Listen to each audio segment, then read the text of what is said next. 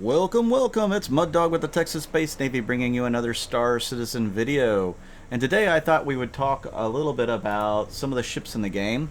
So I'm going to start with doing a little rundown on all the light fighters in the game. Now I'm only going purely based off of what is listed as a light fighter on the ship matrix, which is admittedly way out of date and wrong in so many aspects.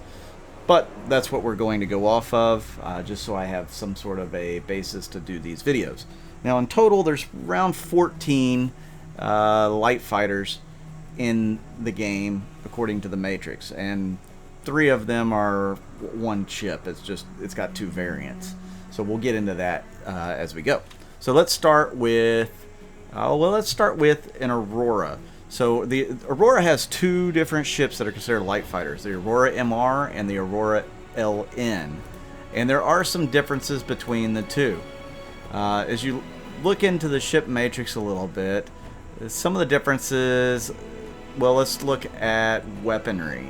So they use a little bit different weaponry, but pretty much, you've got different kinds of missiles and different kind of lasers and stuff.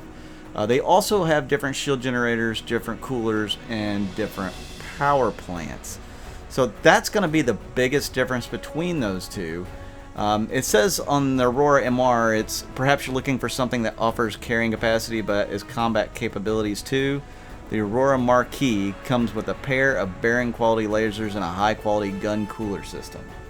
Whereas the Aurora LN's write-up says, with a more robust shield generator and a pair of additional weapon hardpoints, the Legionnaire is a dedicated combat fighter built to handle any obstacle the universe can throw at you. So the Aurora LN to me should be a little bit stronger ship. Now we'd have to actually get in there and compare the 2 in a fight and see how they do, but they're going to be very, very similar in the way that they handle and the amount of guns and whatnot that they have.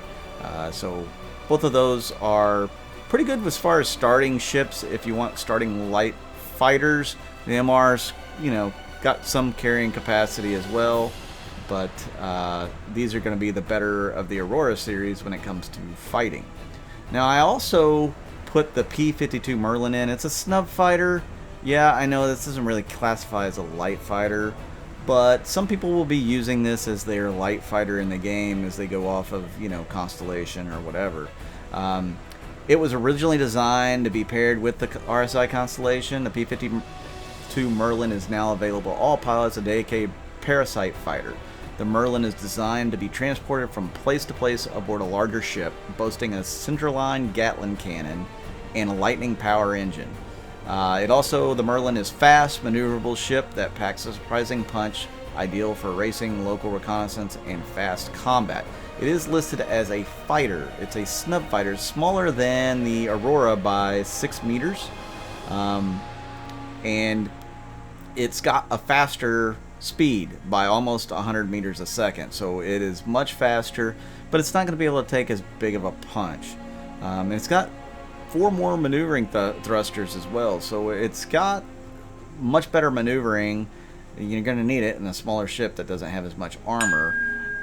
And it's got a lot of combat capability for a snub fighter, where it's got 3 weapons. 1 Gatling, which is a size 2, and then 2 size 1 lasers on the wingtips, which you can change those out. Next up, I have the Mustang Delta.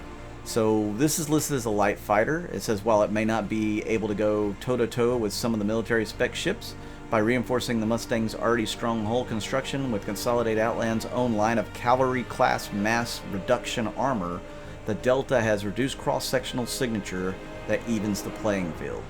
Right now, the Delta's crap. It used to be pretty good when those dumbfire missiles could actually hit things, but now you can only hit bigger ships, and how much damage are you going to do to a bigger ship, It's going to be better than the Aurora on paper, but the Auroras are probably going to be more manageable to use in a fight. It does have good weapons. It's got 2 Badger repeaters and 2 Bear laser cannons.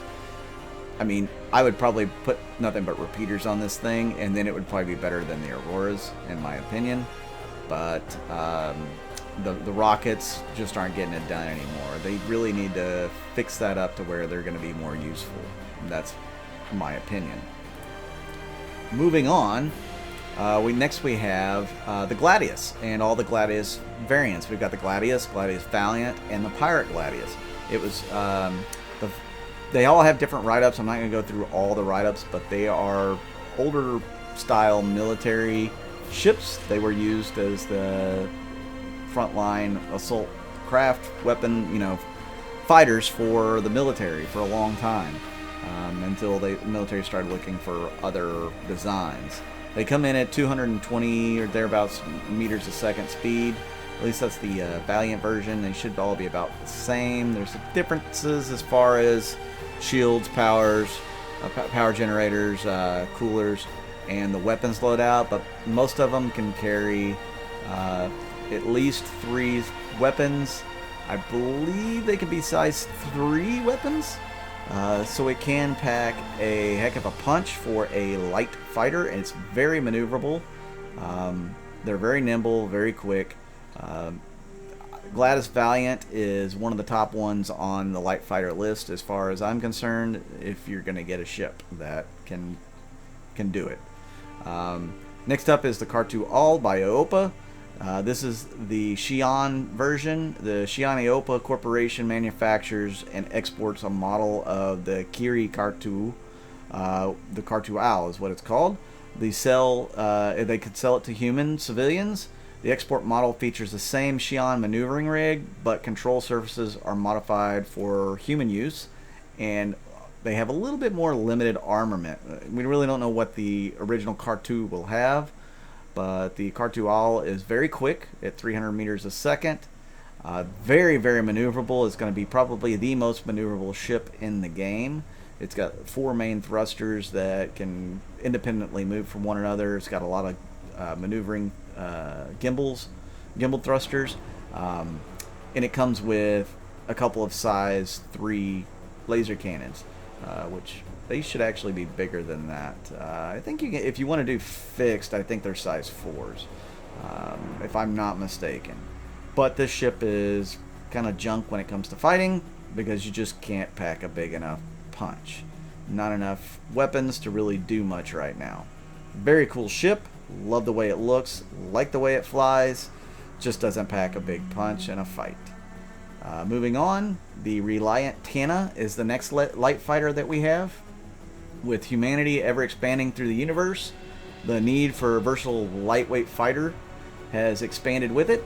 It's easy to maintain and has a rugged construction. The Reliant Tanna makes for an ideal choice for frontier and outpost defense thanks to its custom high-yield power plant, stronger shields, and additional weapon mounts. So this thing, if you ever fight it in Pirate Swarm, it's kind of tough. It's kind of a tough little ship.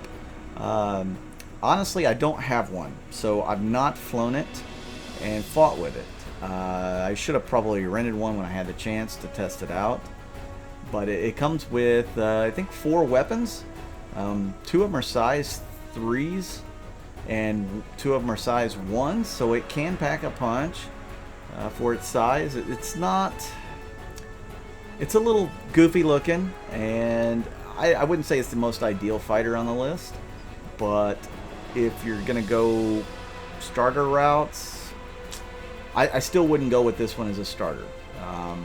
There's one more down the line that I would go with if you're going kind of a starter route for light fighter. The Gladius is fantastic, and then we'll get into 2 others that I really, really, really like. Next is the Blade by Asperia. It's a Vandal light fighter designed or designated as the Blade, and they're often used as scouts or first wave assault crafts by the Vandal. Over the decades of conflict, they have been increasingly used to take out comrades and early warning systems. They have also served well as skirmishing units, as their speed allows them to chase down ships attempting to flee. If engaged, expect the Blade to utilize speed and agility to wear you down. These things are pretty nimble. They're awesome to look at. Not very tough. They do have a lot of thrusters. Actually, the Tanna has 16 maneuvering thrusters. Wow. This has 12. So the Tanna has almost the most, or yeah, I guess it has the most maneuvering thrusters out of the bunch. But it's still not the best fighter. The blade comes with four size 2 Vandal weapons. 2 of them are plasma, 2 of them are lasers. They just don't pack a big enough punch for the ship to be a strong contender. It's not a Gladius. It's not tough enough. But like I said, it looks really cool. It flies pretty well. It's got decent speed at 290. Not a bad ship all in all. But if you're wanting the best of the light fighters, I wouldn't say it's the best. Next could be a contender for the best with the Gladius, and that is the Vanu Defender. It is listed as a light fighter on the ship matrix. I would say it's closer to a medium fighter. It's a 2-person ship if you want to use 2 people on it, and it's like typical Vanu stuff. It's got a patchwork design that highlights technology from a variety of species. It's got very little cargo space, but it features modest accommodations like a bed and everything else. It gets its name for its role it serves. It's the first line of defense against enemy attacks. That's why the Defender makes an ideal companion to the Merchantman, which we don't have yet. One to do the heavy hauling and the other to perform the deadly dogfighting. Every Vanu Merchantman knows an investment in defense and an investment in their livelihood. So most of them will pick that ship to invest in because it's really good at that role. So the Vanu Defender comes with 4 size 2 tachyon cannons, which are really awesome, especially from the 1 to 2,000 meter range. It also has a medium shield generator, which none of the ships we've talked about has that yet. But it's got a medium-sized shield generator. It's got 2 power plants, and so far none of the other ships that we've talked about has 2 power plants. It also has 2 coolers, which is not uncommon. But yeah, man, it's a beast, and it's a lot of fun to fly. It's not the fastest. It's not the toughest. Well, maybe it's kind of tough. But yeah, it's a pretty fun ship to fly. It can do some damage. This is definitely going to be in my top list, in the top 3 so far with the Gladius and the last ship that we'll talk about, but we haven't gotten there yet. The next one to talk about is the Hawk. It's also made by Anvil. It's considered a light fighter. It's a small light fighter with an emphasis on weaponry. The Hawk boasts an impressive arsenal of lethal and non-lethal weapons, making it a perfect ship for an independent bounty hunter or local security looking for a little more punch. So the Hawk flies about 200 meters a second. It's decent. I'm not going to say it's not. I mean, it has 6 weapons and an EMP device. So, yeah, you could put some thunder down range. But you got to make sure the loadout's right. Right now, the distortion stuff just doesn't do great for me anyways. So you might want to put something else on those distortion hard points, and maybe you'll pack a bigger punch with it. It has potential. It really does. I like the way the Hawk looks. It flies pretty good. Definitely has some potential for being a top fighter, but it's just not there yet. Then we have the 125A, which is considered a starter or a light fighter by Origin. Risks were meant to be taken, but why risk running out of fuel in the heat of battle? With the air fuel system, a souped-up weapons package, and the all-luxury and refinement you've come to expect from Origin Jumpworks, the 125A has been designed for the discerning maverick. This is not in-game yet. They boast a speed of 230 meters a second. It's got 12 maneuvering thrusters, which is pretty good. Everything else is pretty much on par with other small. It only has 2 size 1 laser cannons and then some missiles. So I just can't see this thing packing a punch at all. It's going to be a pea shooter, man. The Merlin's going to be stronger than this thing. So, yeah, I would avoid it right now. Of course, it's not in the game. They'll probably change it. When they do, we can update that. But it's crap right now, according to the statistics. Don't bother. Then we have the other one that's in my top 3, the Anvil Arrow. It's a light fighter of the future. It features an ultra aerodynamic frame, a slight profile, and the most advanced maneuvering thruster tech available. It's the most agile ship in its class. It can also hold its own in a knockdown drag-out thanks to its generous standard weapons package, and that includes quad missile racks and a full complement of countermeasures. The Arrow is designed specifically to leave would-be interlopers thoroughly bewildered. After all, how can they kill what they can't catch? And this thing is awesome. 270 meters a second, extremely maneuverable. It's only got 8 maneuvering thrusters, but it's a small ship, so those thrusters can really make it go different ways. 2 Gatling Scorpion guns, a Bulldog repeater, a couple of them, and then it's got all sorts of missiles. So, I mean, this thing has pretty good amount of weapons. It's super maneuverable, and it's one of the most popular light fighters in the game. It's one of the most flown light fighters in the game as of right now. So, between it, the Gladius, and the Defender, those would be my picks for fast, maneuverable, great light fighters. That's what I would say, and you know, some people were going to dispute that, of course, and they're welcome to. And you know, like I said, this is all my opinion in the game right now. Other people are more than welcome to have their opinions, and you know what? Maybe I'll fly in one of these ships and change my mind. Maybe the next patch will change some of the flight mechanics and I'll absolutely love it, or maybe they'll change the way some of the guns work and I'll love it. You know, I came from being a fixed gun fighter, and now fixed guns is junk, so you pretty much have to gimbal everything to be very effective.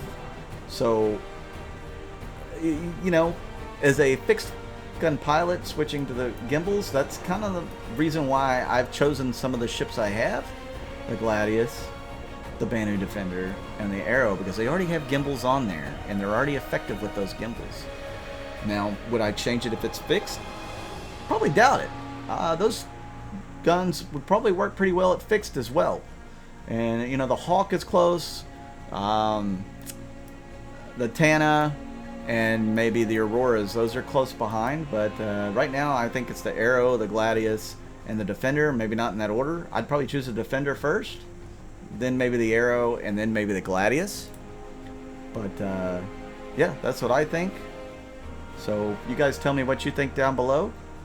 I'm Mud Dog with the Texas Space Navy, and we'll see you out in the verse.